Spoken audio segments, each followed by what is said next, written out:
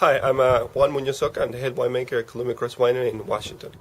So you've gotten this new promotion. Tell us what that's about. I was just promoted to head winemaker. I've been the red winemaker for Crest for about 5 years, and recently I was promoted to head winemaker. I'm going to be in charge of the winemaking at the facility. So you're going to be in charge of 2 million cases of wine, basically? More or less. Yeah. Yeah. Is that intimidating?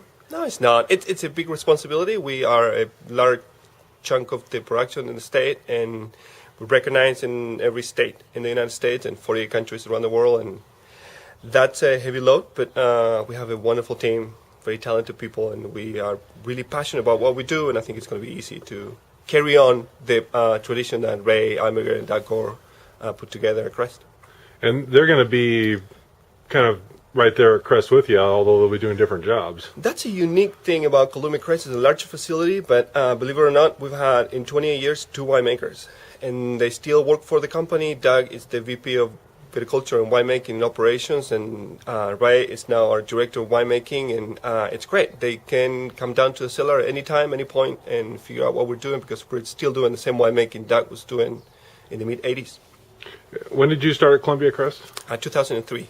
Okay, so you were involved with that famous 2005 Reserve Cab. It was a wonderful vintage, and we knew the wines were great. Everything came together as we hope every vintage that will come together. I just didn't know the wine was that good. Yeah. But yeah, it was exciting. So there's quite a legacy for you to build upon at Crest. It's quite history, especially when you think about Washington as a wine industry and how young we are and how much we're discovering. What's the next niche, how much we're dissecting the AVAs and how much we're learning vintage after vintage. But we're excited. We love what we do, and it's going to be easy. So what's your background? Where were you born, and where did you learn how to make wine? I grew up in Argentina, grew up in a family that was in the industry. My grandpa lived outside the winery he worked for, and so that was my backyard, his winery. Went to grad school in Spain, and then San Michel Wine Estates opened their doors to me in 2001. I did an internship in the viticulture department, and the rest is history. Wow, that's great. So, what's your native language? Is it Spanish? Spanish. Yeah. So how does that help you in your job? I mean, talking to people in the industry. I think I do about maybe 50% of my talking during the day in the cellar in Spanish, and the other 50% in English. It helps. We relate in a different way with the people that work in the vineyards and then in the winery, and it's wonderful. I love it. We share so many things other than the language, cultural things, and I think we relate in a different way, and that's it's helpful and it's healthy. What's your favorite wine that you make at Crest? It's I love the H3 line because it offers wonderful value, and the Cabernet is my favorite variety, so H3 Cabernet. Okay. Are you making any Malbec? We're making a Malbec. We're actually releasing a Malbec under the Reserve label now in a couple of months, and it comes out with a Tempranillo, so an ode to both my backgrounds, Argentina and Spain, right. Malbec and Tempranillo. How would you compare Washington Malbec with that from your native homeland? I think Malbec in Argentina has a little bit more character, and it has to do with years and years of selection of the best cuttings from the best vineyards and that community of clones that they own today. I think Washington has the potential because of the weather, the climate, our soils, and of course the knowledge of our viticulturists. We can probably grow any variety we want to. We have a lot of control over the architecture of the canopy, and that will help a lot with Malbec. It's just time for us to find where the clones will match up with the AVAs. It seems like the Malbec has really stepped up in Washington, say, in the last 5 years, and the quality seems pretty astonishing.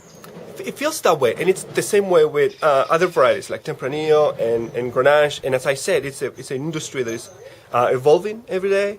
We're learning about the different places in the different appellations, and we're learning what variety will do best in each one of those niches, and it's just great. How many people do you have working for you at Crest? In winemaking, it's about 57 of us.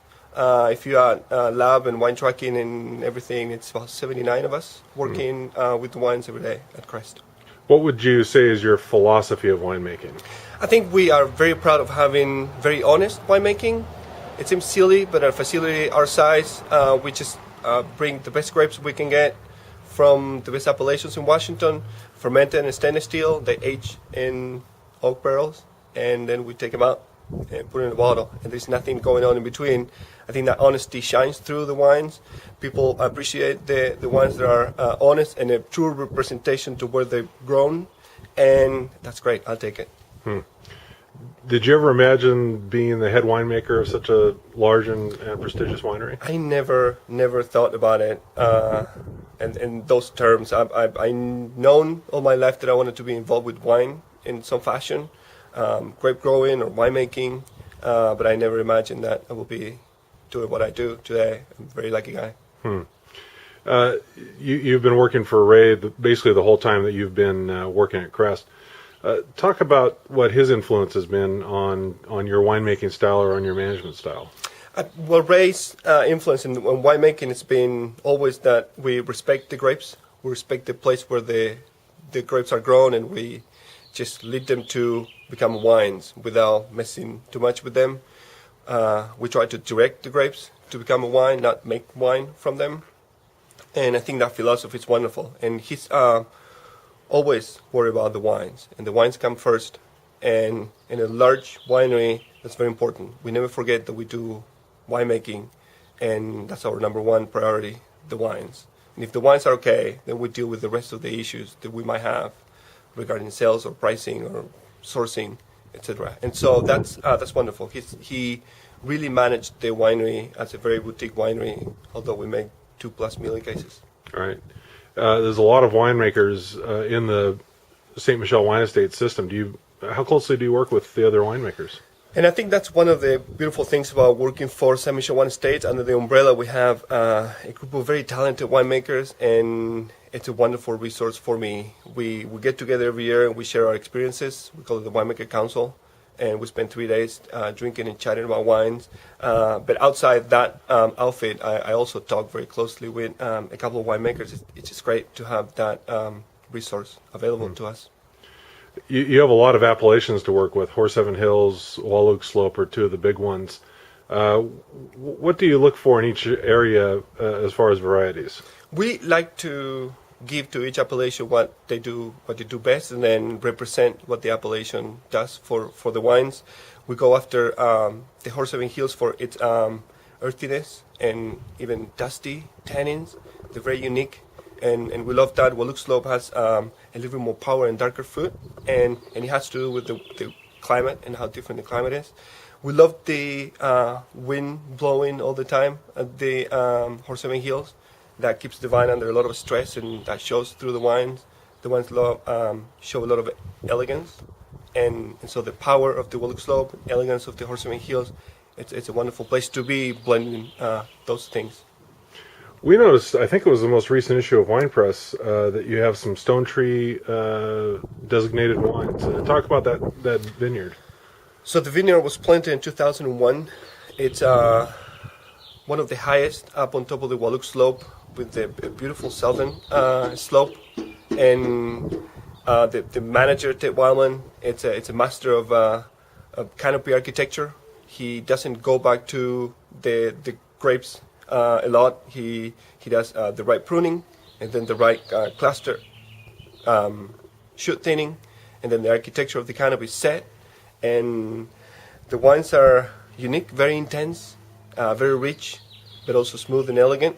And we are very excited to be part of the wineries making wine from Stone Tree. And actually this year we're going to bottle 3 vineyard designates from his vineyard: Primitivo, Cabernet, and Merlot from Stone Tree.